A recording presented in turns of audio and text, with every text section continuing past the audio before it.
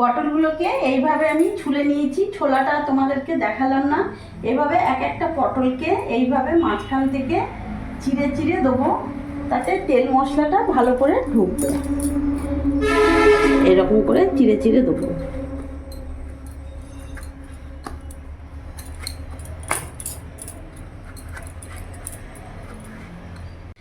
পটলগুলো এইভাবে করে চিড়ে নিয়েছি প্রত্যেকটা পটল। এবার আমি গ্যাস ধরিয়ে নেব। কড়াইও বসিয়ে দিয়েছি। রান্নাটা পুরোটাই রিফাইন অয়েলে হবে। আমি এখানে তেল দিয়ে দিলাম। তেল গরম হয়ে গেছে, তেলের মধ্যে এখানে আমি লবণ দিয়ে দিলাম, সামান্য হলুদ গুঁড়ো দিয়ে দিলাম, আর পটলগুলো আমি দিয়ে দেবো।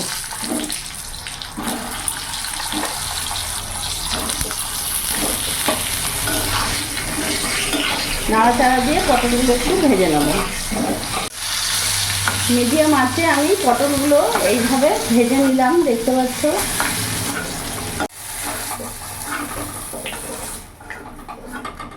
কড়াইতে সামান্য অল্প রিফাইন অয়েল দিয়ে দিলাম। ফোড়নে দিয়ে দিলাম জিরে, গোটা গরম মশলা।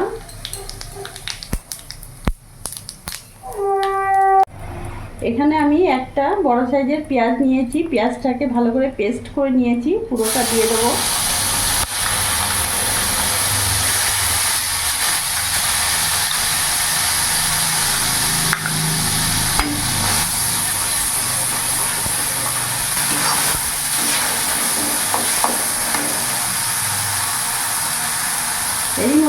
এর মধ্যে এক এক করে উপকরণ দিয়ে দেবো। লবণ দিয়ে দিলাম, হলুদ গুঁড়ো দিয়ে দিলাম, ভালো করে মিশিয়ে নেব। এখানে যে আদা রসুন লঙ্কার পেস্ট নিয়েছি, এটা আমি 1 চামচ দিয়ে দেবো, বড় চামচের 1 চামচ। কাশ্মীরি লঙ্কা গুঁড়ো অল্প একটু দিয়ে দিলাম।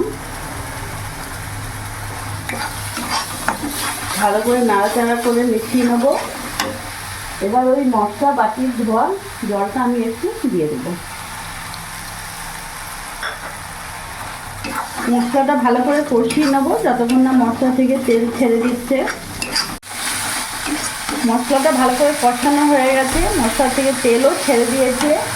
এবার আমি এর মধ্যে 1 বাটি জল দিয়ে দেবো।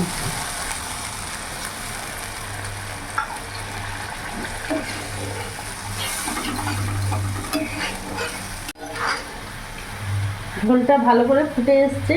এবার ভেজে রাখা পটলগুলো আমি দিয়ে দেবো।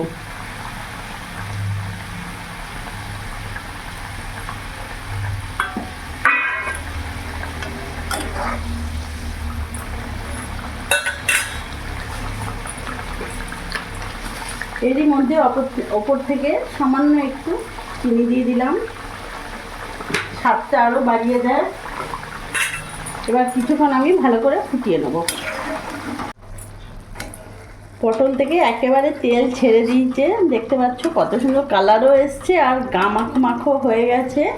তেল পটল একেবারে রেডি হয়ে গেছে। এবার গ্যাস অফ করে আমি নামিয়ে ফেলবো।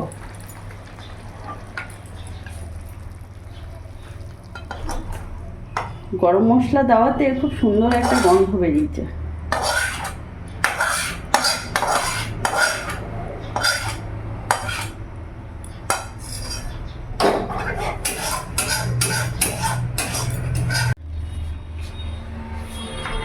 দেখলে বন্ধুরা, আজকে আমি বানিয়ে ফেললাম তেল পটল। কত সুন্দর গামাখো হয়েছে, দারুণ খেতে লাগে, আর কি সুন্দর গন্ধ বেরিয়েছে। আমার তো এত ভালো লাগছে, মানে কি বলবো গন্ধটা। তো আমার এই ভিডিওটি যদি তোমাদের ভালো লাগে, প্লিজ একবার লাইক করে সাবস্ক্রাইব করে দিও। সবসময় পাশে থেকো। আর সবার শেষে একটা কথাই বলবো, তোমরা সবসময় ভালো থেকো।